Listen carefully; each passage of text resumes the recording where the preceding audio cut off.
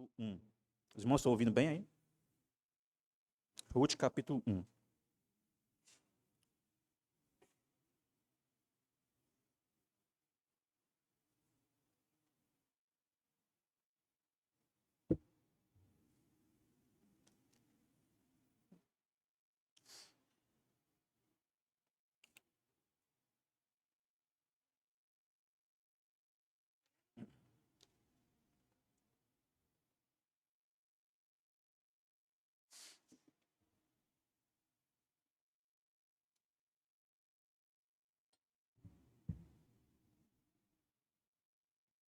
Diz assim, irmãos, a palavra do Senhor.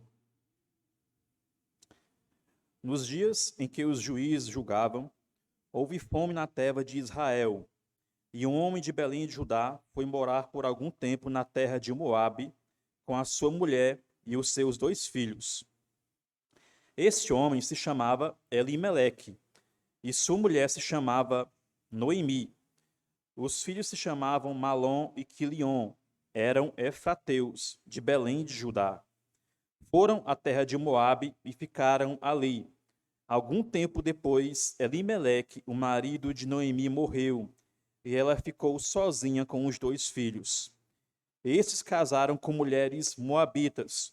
O nome de uma delas era Orfa, e o nome da outra era Ruth, e ficaram ali quase 10 anos.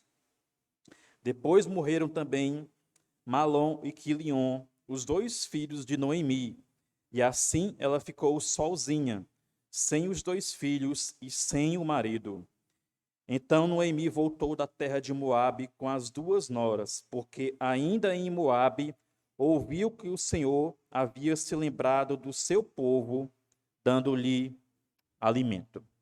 Oremos, irmãos. Senhor Deus e Pai, nós te louvamos, meu Senhor, e te agradecemos, meu Deus, pela tua misericórdia, pela tua graça, meu Senhor, pela oportunidade, meu Senhor, que tu nos dá de mais uma vez estamos aqui para cultuar a ti, meu Senhor. Neste momento especial, meu Deus, eu te peço, meu Deus, que o teu Espírito Santo esteja sobre mim, meu Senhor, e esteja também, meu Deus, no coração de cada um dos irmãos que aqui estão, meu Senhor, para recebermos, compreendermos, meu Deus amado, a tua palavra, meu Senhor, para vivermos, meu Senhor, conforme a tua vontade. É o que eu te peço, em nome do teu Filho amado. Amém. Irmãos, nós acabamos de cantar um hino, né? E um trecho dele fala, né? Se temos de perder bens, filhos, bens, mulher. Né? Tem muito a ver com esse texto aqui que eu acabei de ler. Eu preciso falar um pouco, né, sobre o contexto histórico do livro de Ruth. No verso 1, já de cara, na primeira frase, na primeira oração, ele diz, né? Nos dias em que julgavam os juízes. Né? Que período é esse? O período de juízes, irmãos, ele está narrado exatamente no livro anterior, né? No livro imediatamente anterior, que é o livro de Juízes. E o que se destaca nesse período do livro de Juízes? É um período, irmãos, de grande impiedade do povo de Deus, de desobediência. É um período em que o povo ele está em um ciclo de pecado, disciplina, né? E aí eles tentam voltar para Deus, mas logo eles voltam a cair em pecado novamente. Né? Então o povo está em um período de grande inconstância moral. Né? E tem um trecho, que aliás é o último versículo do capítulo 21 de Juízes, capítulo 21, verso 25. O último versículo de Juízes, ele diz assim, ele resume bem o que é esse período de Juízes. Ele diz assim, verso 25, naqueles dias não havia rei em Israel. Cada um fazia o que achava mais certo. Em algumas versões diz que cada um fazia o que achava reto aos seus próprios olhos. Né? O escritor de Juízes está resumindo o quê? Que as pessoas faziam o que bem entendiam. Né? Elas faziam o que bem entendiam, se entregava a todos os tipos de pecado, de desobediência. Deus levantava alguns líderes, eles voltavam um pouco, mas depois retornavam de novo. Enfim, foi um período de grande dificuldade para o povo de Deus.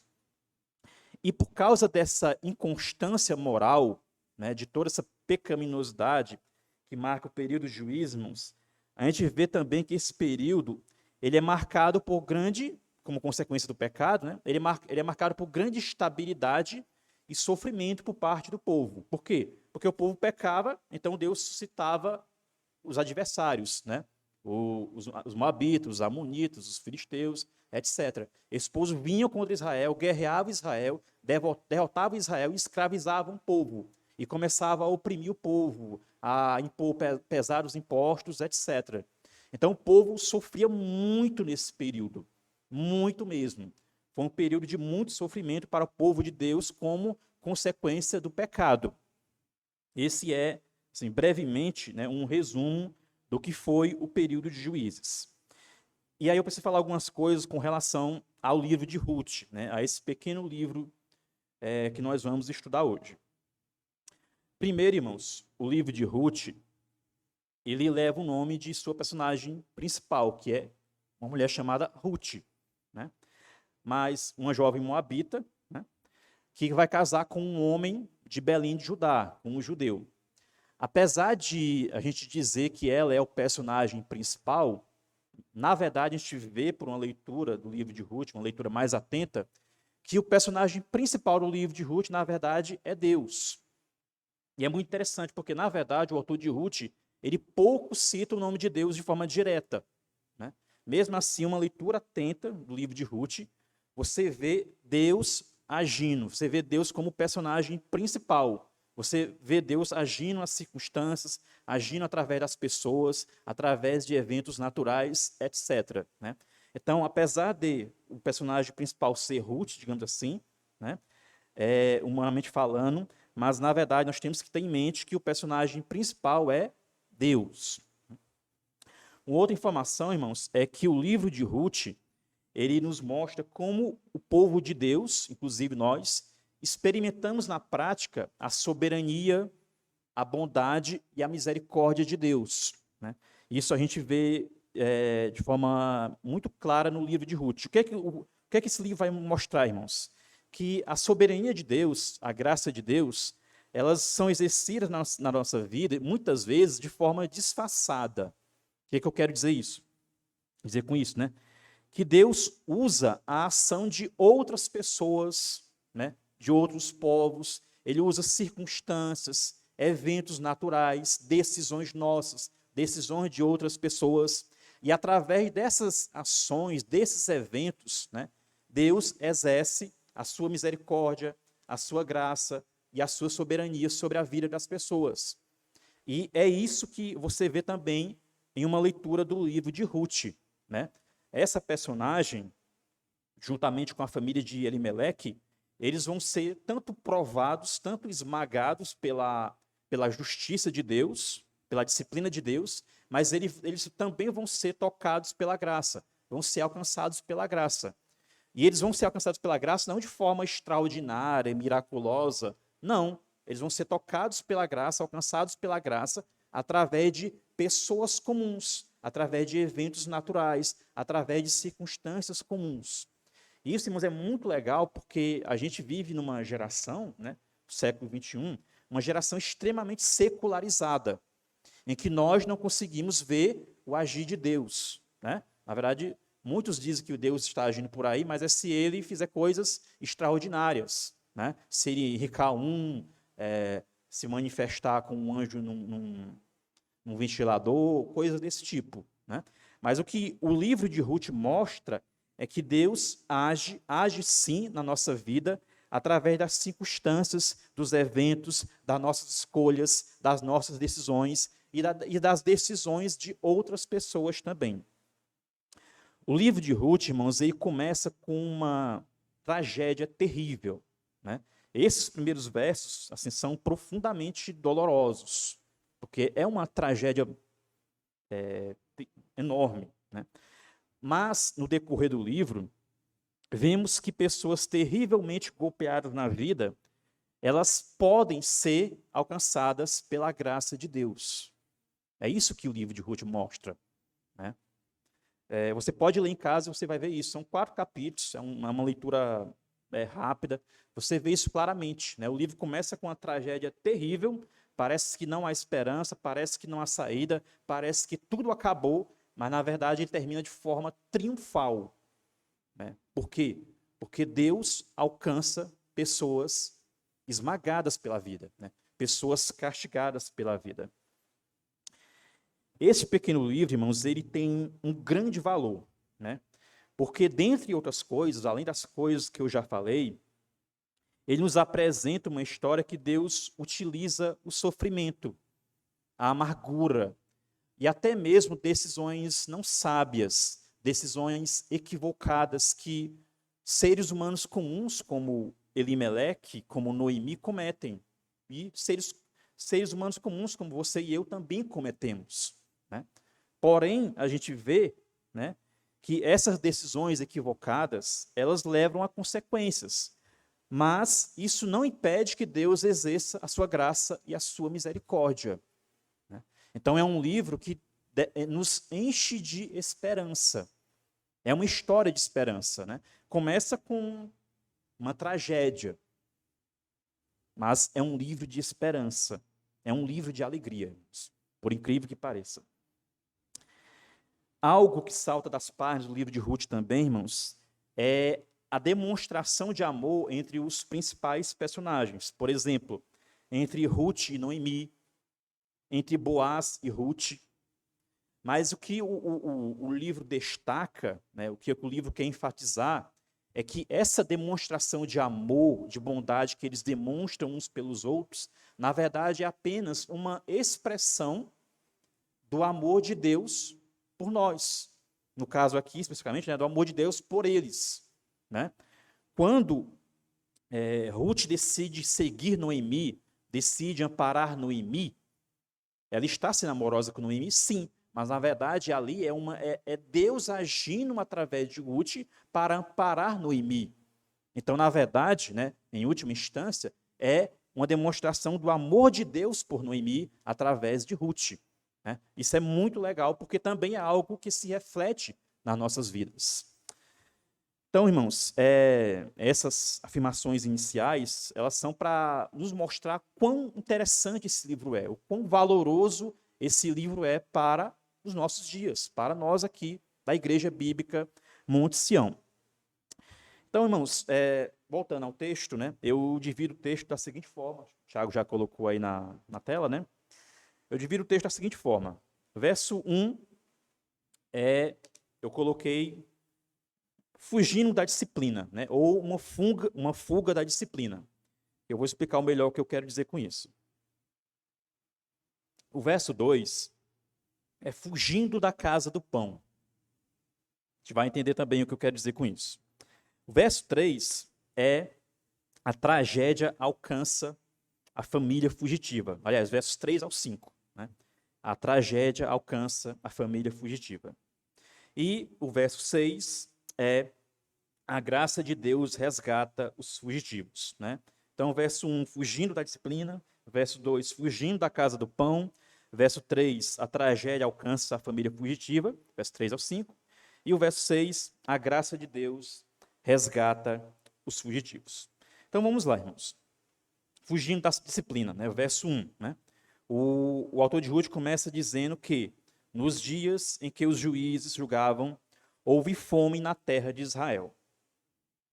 E aí ele diz, né, um homem de Belém de Judá, né, foi morar, na minha versão, diz assim, por algum tempo, na terra de Moabe. Em outras versões não diz que foi por algum tempo, né? Diz que ele foi peregrinar em Moabe. Então ele foi morar por algum tempo em Moabe com a sua mulher e os seus 2 filhos, ou seja, toda a família. Então, irmãos, a primeira oração, né, desse verso 1, ele situa a gente no tempo, né?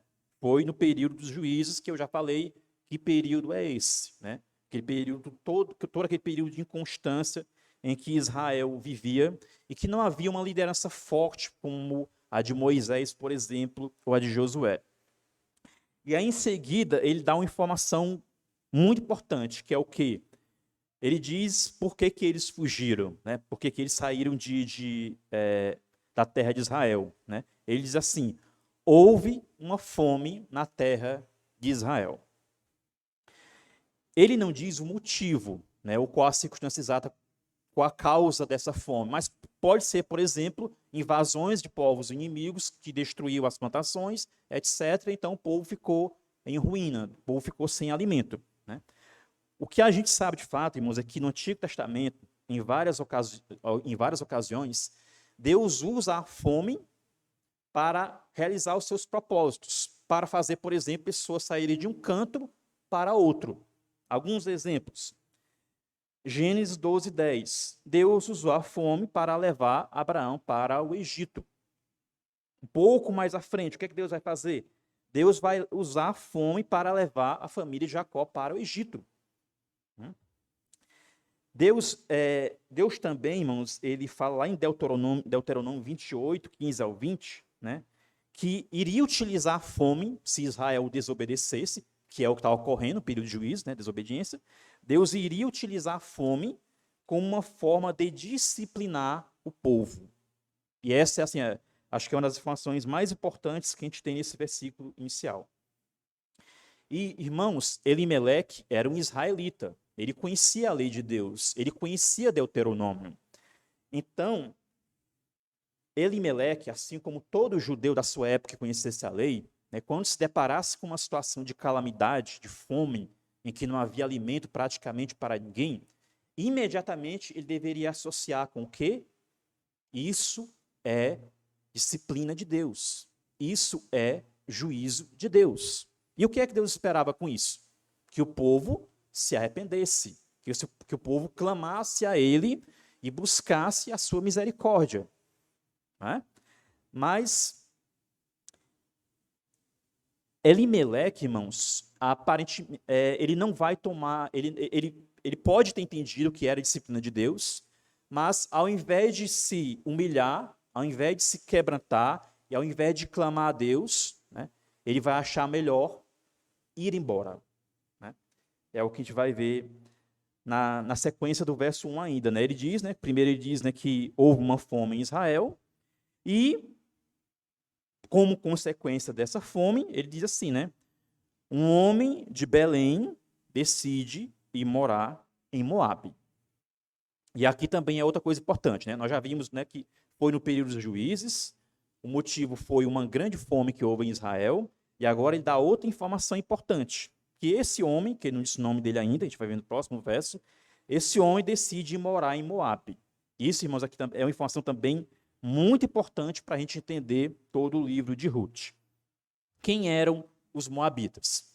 Quem está acostumado a ler o Antigo Testamento, né, os primeiros livros, já deve ter noção. Né? Mas os moabitas, irmãos, eles eram um povo inimigo de Israel. Essa é a primeira informação que você precisa saber. Eles eram um cruel inimigo de Israel. Por várias vezes, eles guerrearam contra Israel.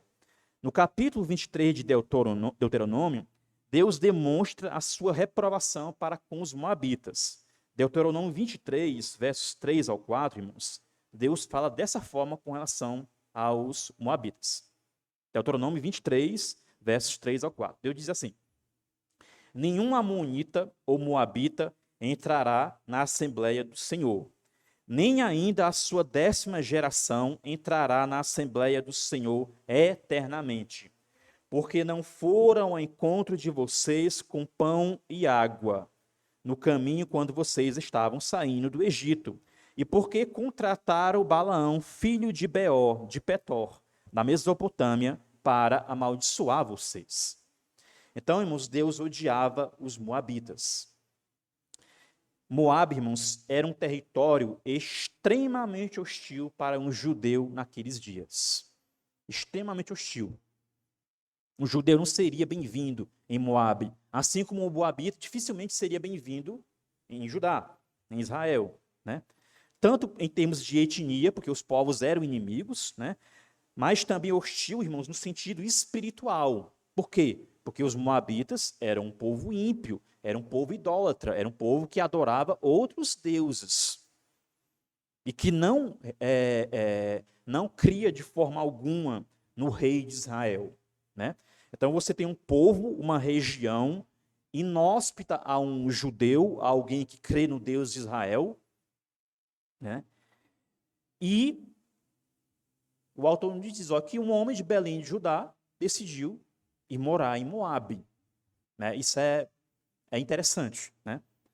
É uma informação muito interessante. E o que a gente vai ver no verso 2, irmãos? O autor vai nos dizer quem foi este homem que tomou essa decisão, né? Tão arriscada de morar no meio dos moabitas. Verso 2, né? Eu coloquei fugindo da casa do pão. Verso 2 diz assim: este homem se chamava Elimeleque, e sua mulher se chamava Noemi. Os filhos se chamavam Malom e Quilion. Eram efrateus de Belém de Judá. Foram à terra de Moabe e ficaram ali. E aqui, irmãos, o autor de Hebreus, ele começa a utilizar um recurso literário da ironia. Isso vai ser muito comum no livro de Ruth. Por que eu digo que ele usa a ironia? Porque ele vai, nesse contexto, né, de um judeu indo a Moabe, a esse povo ímpio, para o meio desse povo idólatra, ele vai enfatizar o nome dos personagens e o nome da cidade onde ele morava. E aí os irmãos vão entender a ironia. Primeira ironia, o nome de Elimeleque.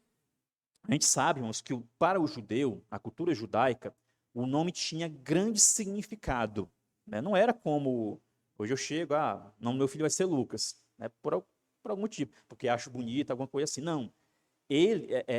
Para um judeu colocar o nome no seu filho, tinha um significado muito forte. Normalmente, o nome de uma criança era dada para louvar algum atributo de Deus, alguma ação de Deus, algum favor de Deus, alguma bênção de Deus derramada sobre a família, alguma coisa nesse sentido. Então, os nomes tinham grande valor na cultura judaica. E esse homem, o nosso primeiro personagem aqui abordado, no verso 2, né, ele se chamava Elimeleque. E o nome de Elimeleque, irmãos, o significado do seu nome é Deus é rei. E aí qual a ironia? A ironia é que um homem que se chamava Deus é rei, né? Ele sai de Belém, aparentemente negando que Deus era rei em sua vida. Há essa implicação, né? É a primeira ironia. Vai ficar mais claro com a segunda ironia, que é o quê? O local de onde ele sai. O texto diz, né? Verso 2, né? O homem se chamava Elimeleque, né? E sua mulher Noemi. Eram efrateus, final do verso 2, né? Eram efrateus de Belém de Judá. Qual é a ironia? Belém significa casa do pão. Então, qual o contexto que você tem? Uma fome se abate sobre Israel. E um homem judeu que conhecia a lei, que conhecia o Deus de Israel, decide, cujo nome dele, né, significa Deus é rei, não reconhece a soberania de Deus, decide sair de um local cujo significado é casa do pão, vai para um local onde moravam povos ímpios, povos idólatras, né? E quando ele faz isso, irmãos, a implicação é que ele não estava reconhecendo a soberania de Deus. Ele não reconhecia que Deus era o provedor de Israel, como sempre foi. Deus era o provedor, né?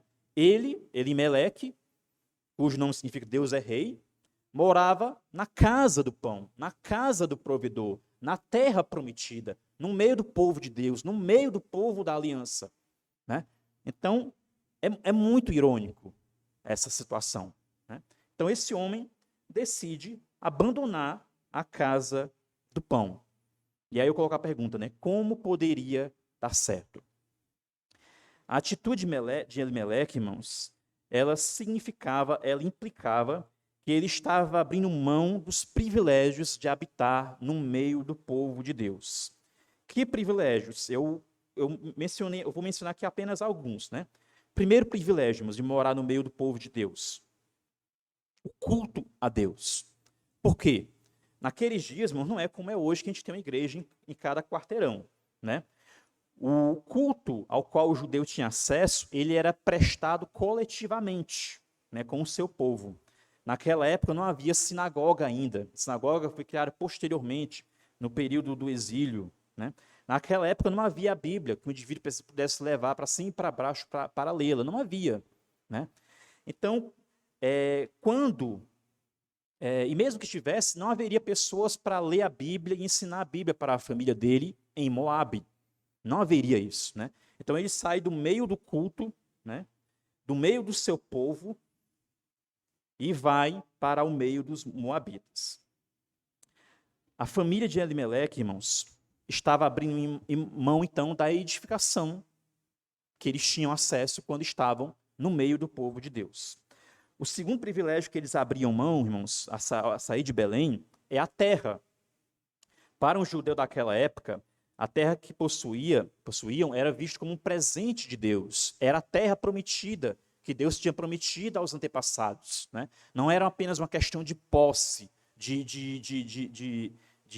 dinheiro. Era uma questão de ser o mordomo de algo que Deus tinha dado a eles. Era a terra prometida pela qual eles tanto ansiavam.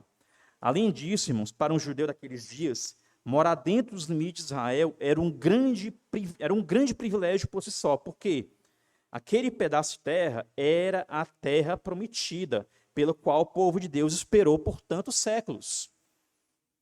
Era um privilégio enorme. Deus os colocou na terra prometida com mão poderosa, né? Era um enorme privilégio. Então, irmãos, ao sair de Belém, significava que Elimeleque estava abrindo mão de todas essas bênçãos de Deus. Um outro privilégio que ele abriu mão, irmãos, certamente, era o quê? Os conselhos do povo de Deus, né? Possivelmente, irmãos, algumas pessoas devem ter chegado para Elimeleque, dito Elimeleque, talvez a sua decisão não seja mais sábia. Talvez não seja o momento. Preste atenção de onde você está saindo. Preste atenção que, na verdade, Deus está nos disciplinando. Preste atenção, Elimeleque, para onde você está indo. Você está indo para Moabe. Quem são os moabitas, Elimeleque? Como eles nos tratam? Como eles tratam o nosso Deus? Eles são povos idólatras. É muito provável, irmãos, o autor não entra nesses detalhes, mas é muito provável que Elimeleque tenha recebido conselhos desse tipo. E ao sair, né, de Judá, ele não iria mais receber conselhos desse tipo. Ele não iria mais receber conselhos do povo de Deus.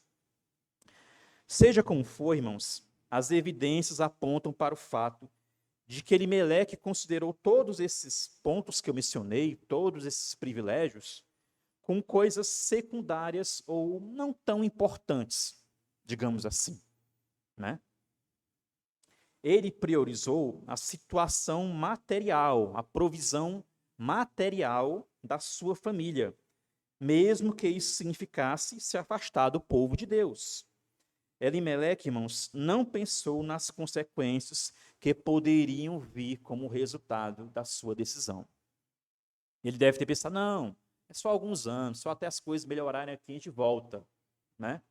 Mas ele não pensou em possíveis consequências. E agora eu parafraseio, né, o filme Gladiador, que tem uma frase muito legal que é mais ou menos assim, né? Nossas escolhas, nossas ações ecoam na eternidade. Né? Acho que às vezes, quando nós nos vemos em certas situações, a gente não pensa nesses termos, né? De que as nossas ações, as nossas decisões, elas têm consequências, elas têm resultados na eternidade, na nossa vida, na vida dos nossos familiares, das pessoas que estão à nossa volta. Nossas escolhas afetam o futuro daqueles que estão ao nosso redor, né? Irmãos, a preocupação de Elimeleque, eu preciso enfatizar isso, né, de assegurar alimento para a sua família, era uma preocupação legítima, era uma preocupação justa. Um pai de família estar no local que não tem alimento, ele se preocupar com o alimento, com o sustento da sua família, era uma preocupação legítima. Esse não foi o problema, né? O problema, irmãos, foram os meios que ele adotou para buscar a solução, para buscar essa provisão, né? Com certeza, em Judá naqueles dias não morava só Elimeleque, moravam centenas de milhares de pessoas, né? E não houve, não foi todo mundo que decidiu tomar uma decisão semelhante à de Elimeleque. Então, o problema não era a preocupação dele com a provisão da sua família. Irmãos, a Bíblia nos ensina, em Provérbios 14, 2, o seguinte: há caminhos que ao ser humano parece direito, mas o fim dele é caminho de morte. Outra passagem de Provérbios também diz, né, que na multidão de conselhos está a sabedoria. Porém, irmãos, às vezes, né, e eu acho que foi o que ocorreu com Elimeleque, nós fixamos a nossa mente em uma ideia, em um plano, em um sonho, e desprezamos tudo aquilo que ouvimos. Desprezamos aquilo que já ouvimos da palavra de Deus, desprezamos conselhos de amigos, de familiares, etc., né? Porque nos fixamos em certas coisas de tal forma que achamos que aquilo ali não tem como dar errado. E ponto final. Né? Eu creio que esse tenha sido a situação de Elimeleque. E aí, irmãos, aqui eu digo o seguinte, que nós faríamos muito bem em situações como essa, irmãos, tão sérias, né? Ouvirmos a opinião e os conselhos de outras pessoas. Pois Deus, irmãos, ele utiliza a sabedoria de outras pessoas para nos orientar. Deus, irmão, não fala hoje conosco de forma direta. Chega aqui, vou falar com o irmão Heitor, assim, assim, assado. Não é dessa forma. Ele fala com nós através de sua palavra. E muitas vezes ele utiliza irmãos que leem a palavra, que ouvem a palavra de Deus para nos orientar. Então, irmãos, nós precisamos ouvir os outros. Nós precisamos ouvir os outros. Para deixar bem claro esse ponto, né? Uma das formas de Deus nos direcionar é através de aconselhamento de outros irmãos em Cristo. E penso que estamos desprezando a graça de Deus quando simplesmente fechamos a porta do nosso coração para que outras pessoas nos aconselhem. É um erro, irmãos, muito comum nos nossos dias. Né? Nós fechamos a porta do nosso coração. Nós queremos ajudar os outros e não queremos ser ajudados. Nós achamos que não precisamos de ninguém, muitas vezes. Né? Um experiente pastor, Hernandes Lopes, ele gosta de dizer o seguinte: todo mundo precisa de amigo. E quando ele diz isso, ele não está se referindo a amigo só para ir a shopping e tal, não é nesse sentido. Todo mundo precisa de amigo para ouvir e para ser ouvido, para aconselhar e para ser aconselhado. Nós não podemos, irmãos, viver sozinhos. Ser igreja a gente até estudou, né, na EBD, né, é a mutualidade, né, é uns os outros, é uma troca nesse sentido, né, de aconselhar e ser aconselhado, servir e ser servido. Então, irmãos, nós não podemos fechar o nosso coração para essa forma que Deus utiliza para nos abençoar. Então, irmãos, eu preciso agora enfatizar uma coisa muito importante, né? Que é o seguinte, irmãos. Essa decisão de Elimeleque de ir para Moabe, a gente já viu, né? A gente já percebeu que não foi uma decisão piedosa, de que não foi uma decisão lá muito sábia. Porém, irmãos, nós precisamos reconhecer que Deus, em sua soberania, ele utiliza as circunstâncias para realizar os seus propósitos. Lembra lá da história de José? Né? Ele foi vendido pelos irmãos, tal, né? Aquele sofrimento todo. E quando ele foi ascender ao trono do Egito, e eles tiveram que chegar perante ele, o que foi que ele disse? Olha, vocês intentaram mal contra mim, mas Deus converteu em bem. Né? Então, irmãos, Deus ele é tão poderoso, tão gracioso, tão soberano, que ele é capaz de utilizar até mesmo decisões equivocadas para realizar os seus propósitos. Né? Nós precisamos manter isso em mente por enquanto. O que vemos na leitura do restante livro de Ruth, irmãos, é que Deus utiliza o sofrimento que vem como consequência das más decisões dessa família para realizar um ato gracioso por Israel. Se você ler o restante do livro de Ruth, o capítulo 4, você vai ver que é desta família que vai vir o rei Davi, o rei mais importante da história de Israel. E se você continuar a leitura da Bíblia e chegar no capítulo 1 de Mateus, versos 1 a 6, você vai ver que é exatamente dessa família que foi peregrinar em Moabe que vai vir o Rei dos Reis, Jesus Cristo. Deus converte o mal em bem. Outro ponto importante, irmãos, que eu preciso lembrar com relação a isso, né? Se você em casa ler o restante do capítulo 1, você vai observar que Deus utilizou a ida dessa família a Moabe, um local inóspito para um judeu, um local para o qual um judeu jamais deveria ir, mas Deus utilizou a ida dessa família a Moabe para salvar Ruth. É isso mesmo, irmãos. Ruth era uma moabita. Ruth era uma idólatra. Ruth não adorava o rei de Israel, né? Então, quando Deus leva a família de Elimeleque para Moabe, ele salva Ruth. Ao ir com Noemi para Belém, irmãos, você vê na sequência do capítulo 1, que Ruth vai demonstrar que estava abandonando os deuses dos moabitas para abraçar o Deus de Israel. Ela diz, teu povo será o meu povo, Ruth para Noemi, né? E o teu Deus será o meu Deus. Então ela demonstra fé no Deus de Israel. Ela demonstra que estava convertida. De alguma forma, irmãos, provavelmente Noemi, né, falou do Deus de Israel para Noemi. Noemi falou do Deus de Israel para Ruth. Ou seja, a ida de Noemi a Moabe, irmãos, fez com que Deus, em sua graça, alcançasse Ruth. Isso é maravilhoso. Como, irmãos, Ruth teria conhecido o Deus de Israel se Noemi não tivesse ido para Moabe?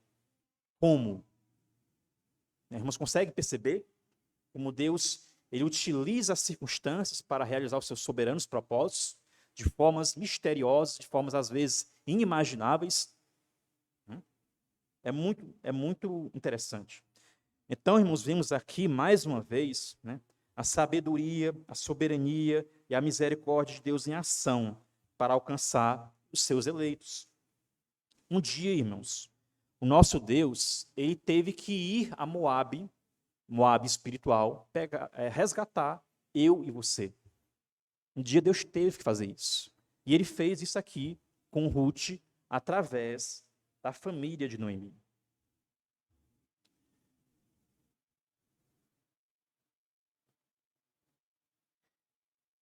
Então, irmãos, nosso Deus é um Deus muito gracioso, é um Deus maravilhoso, que age de formas que nós não imaginamos. Então, irmãos, o que a gente já viu nos primeiros 2 versos, né? Que a família de Meleque foi para Moabe, um povo ímpio, e ali se estabeleceu. E em Moabe, é o que a gente vai ver agora nos versos 3 e 5, né? Uma série de eventos vai marcar dolorosamente a história dessa família. É os versos 3 ao 5 que eu coloquei aí, né, o título, né, de A Tragédia Alcança a Família Fugitiva. Né?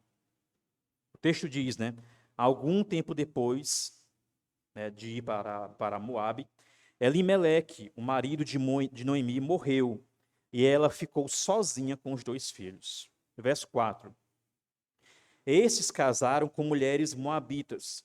O nome de uma delas era Orfa e o nome da outra era Ruth. E ficaram ali quase 10 anos. Depois, irmãos, morreram também Malom e Quilion, os 2 filhos de Noemi. E assim ela ficou sozinha, sem os 2 filhos, sem o marido.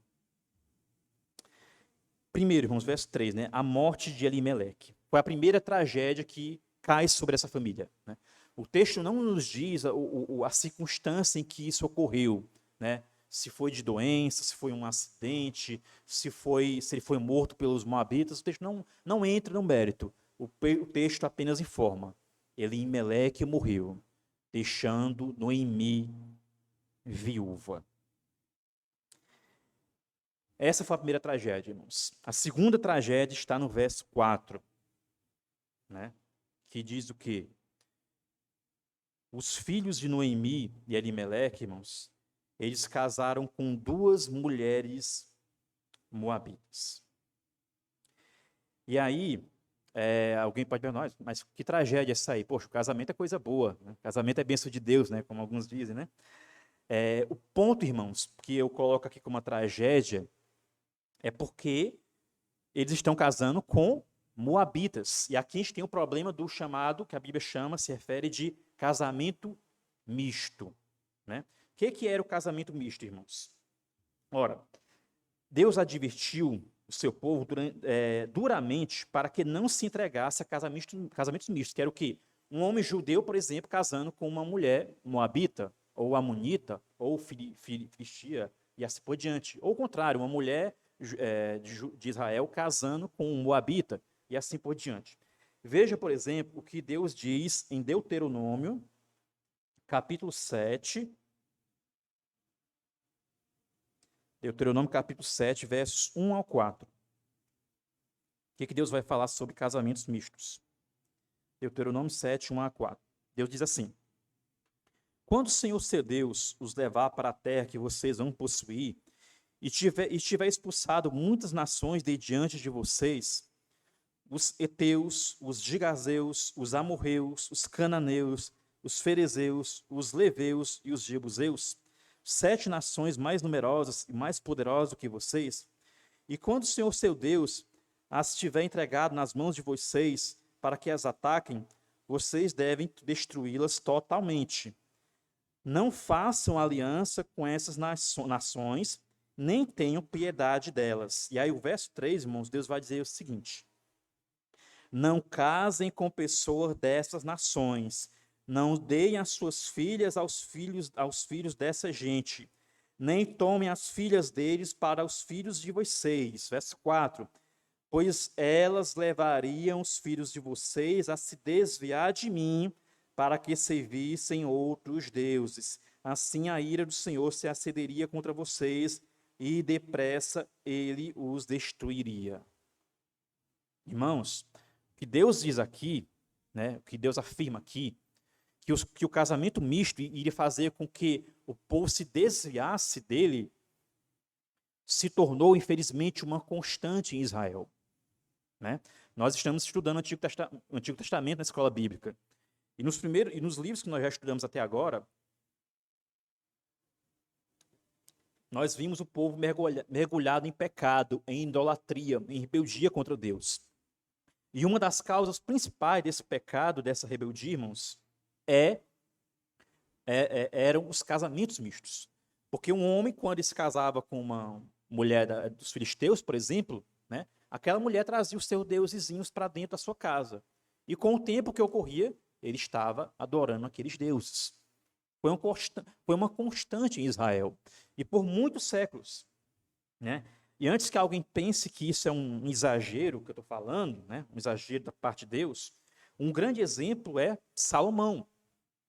1 Reis 11, 1, 7, eu não vou ler por causa do tempo, né, diz que Salomão, no fim de seus dias, né, o coração dele foi corrompido, foi inclinado a seguir outros deuses. E se você for lá ler 1 Reis 11, capítulo 1, verso 1, 7, você vai ver que a causa foi o quê? As mulheres estrangeiras de Salomão.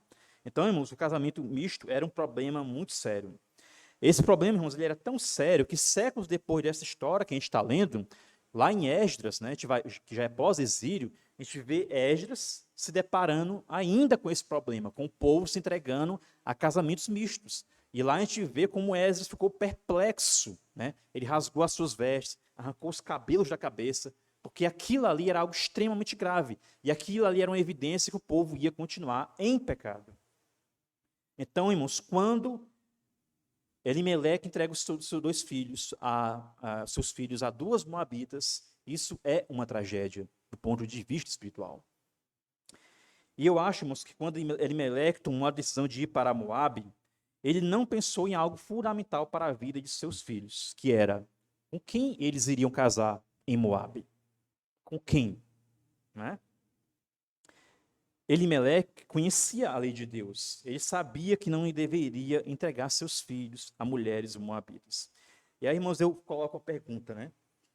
Você que é pai, você que é mãe, você já pensou com quem seus filhos irão casar? Né? Você se preocupa em se manter um relacionamento de comunhão com cristãos para que seus filhos ou filhas não tenham que se casar com pessoas que rejeitam a palavra de Deus? Porque hoje, irmãos, nós não temos mais, digamos assim, oficialmente o problema do casamento misto, digamos assim, né? Porém, o princípio ainda permanece, né? Casar com pessoas que não são do meio do povo de Deus é um problema. Continua sendo um problema sério ainda hoje. Irmãos, o casamento misto, ele foi apenas uma das consequências que caiu sobre aquela família, por terem saído do meio do povo de Deus. No verso 5, a gente vai ver a terceira tragédia que se abateu sobre aquela família. Verso 5, né? Que é a morte dos filhos de Noemi. Diz assim: depois morreram também Malom e Quilion, os dois filhos de Noemi. E assim ela ficou sozinha, sem os dois filhos e sem o marido. Mesmo, e o texto diz uma coisa importante, né, irmãos? Eles foram casados por 10 anos e não tiveram filhos. Então Noemi perde o marido, Noemi perde os dois filhos e não tem descendente. Né? Perceba o quão dramática era a situação desta mulher. E essa questão de não ter filhos, irmãos, ela é muito importante. Por quê? Porque toda a história de redenção que a gente vê aqui no livro de Ruth, ela está ligada a essa ideia da concepção de um filho. É um filho, né, para o qual a história do livro de Ruth caminha, lá no capítulo 4. Não um filho qualquer. Né? Segundo, irmãos, porque na cultura da cultura judaica, né, quando uma família não conseguia ter filhos, né, isso era interpretado como um sinal do desfavor divino sobre aquela família. Então, irmãos, é um contexto de tragédia, é um contexto de desfavor divino sobre a família de Elimeleque. Irmãos, Noemi, o nome dela significa bondade, agradabilidade, doçura. Mas agora, ela está sem marido, sem filhos, longe de Deus, longe de seus parentes, morando em meio a um povo que odiava a Deus e odiava o povo judeu. Noemi estava longe da casa do pão e uma tragédia terrivelmente esmagadora e amarga cai sobre ela. Tanto que quando ela vai retornar a Judá, ela vai dizer: não me chamem mais Noemi, me chamem agora de Mara, que quer dizer amarga. É uma tragédia terrível, irmãos. É como se aquela mulher tivesse levado uma flechada no seu coração. É difícil descrever, irmãos, a dor de uma pessoa que perde o seu cônjuge, depois de conviver por décadas com ele. Ou a dor de um pai que perde um filho. É difícil descrever, eu não consigo descrever essa dor. Mas eu, por exemplo, né, quando a minha mãe faleceu, ela tinha 40 anos de casada com meu pai, e nas semanas seguintes, eu nunca tinha visto meu pai chorar, né, mas nas semanas seguintes, eu vi meu pai chorando todos os dias. E era um choro assim, irmãos, de dor profunda. De dor profunda. E aí, compare isso com a situação dessa mulher. Né? Ela perde o marido, está longe do seu povo, longe dos seus parentes, perde os filhos, não tem descendente. É uma dor, irmãos, realmente esmagadora. Mas, irmãos, e agora eu caminho para o verso 6, né? O nosso Deus, ele é um Deus de misericórdia. O nosso Deus, irmãos, ele é o Deus que utiliza o sofrimento para nos puxar para próximo dele. A graça, irmãos, alcança aqueles a quem ele ama, nas mais longínquas regiões. Longe de sua terra, sem esposo, sem filhos, sem descendentes, aquela mulher estava sem chão. Mas o que nós vamos ver agora no verso 6 é que a graça sorriu para ela, mesmo ela estando longe. da casa do pão. O verso 6 diz assim, irmãos. Então Noemi voltou da terra de Moabe com as suas noras, porque ainda em Moabe ouviu que o Senhor havia se lembrado do seu povo, dando-lhe alimento.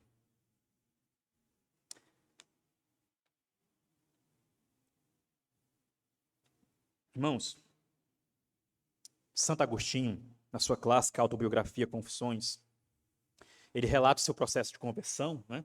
Todas as coisas que ocorreram, os eventos, as tragédias, as mortes, o choro de sua mãe, etc.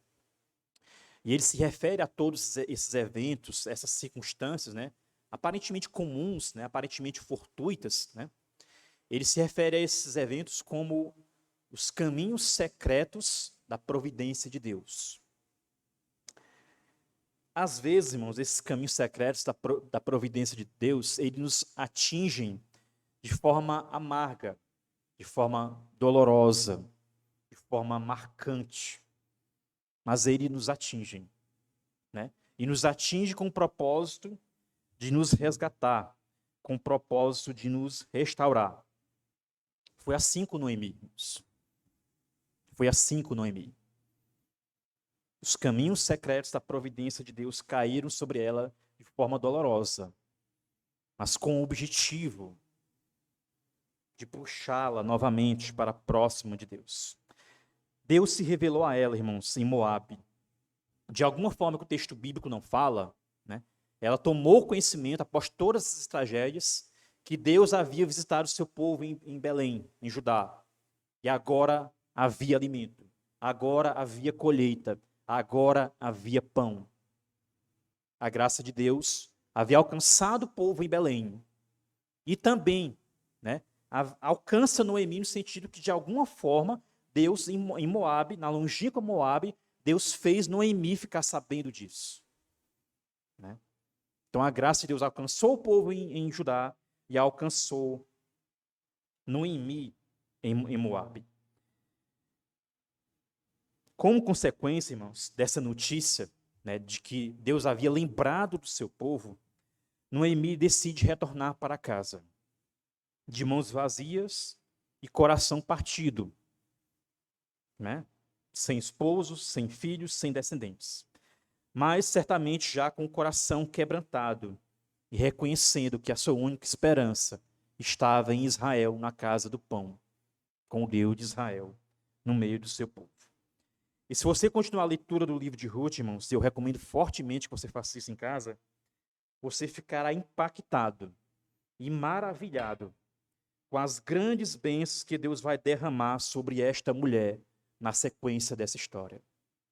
É maravilhoso, irmãos. Assim como é difícil descrever a dor e a amargura dela, desses primeiros versos do capítulo 1, é difícil encontrar palavras para descrever a forma graciosa com que Deus vai tratá-la na sequência da história. Deus disciplinou Noemi, irmãos, mas no tempo adequado, ele estendeu as asas de sua misericórdia sobre ela. E louvemos a Deus, irmãos, porque isso é mais uma demonstração, né, de que a misericórdia de Deus dura para sempre. E eu encerro, irmãos, com algumas aplicações. Nos dias de Elimeleque, irmãos, sair da casa de Israel significava sair do meio do povo de Deus, como eu já disse, né? Significava ficar distante do ambiente de adoração. Naquele tempo não havia Bíblia, não havia sinagogas em cada bairro, etc. Né? Em Moabe não havia adoração ao Deus de Israel. Não havia quem ensinasse a lei de Deus. Significava sair de Israel, né? Significava abrir mão da edificação que Deus dava através do seu povo. E aí, irmãos, eu coloco aqui que nos nossos dias, muitos têm tratado a igreja com desprezo. Muitos têm tratado a igreja como algo secundário. Acham que não precisam da igreja. Mas é preciso lembrar, irmãos, que a igreja, ela é a casa do pão espiritual. Ela é a casa do pão. Né? Não façamos como Elimeleque, de achar que vamos encontrar pão em Moabe e não na casa do pão. Quando decidimos mudar de cidade ou emprego, por exemplo, um exemplo, muitos não se importam se naquele local existe uma igreja séria, na qual possa ser edificado e na qual possa exercer a comunhão com o povo de Deus.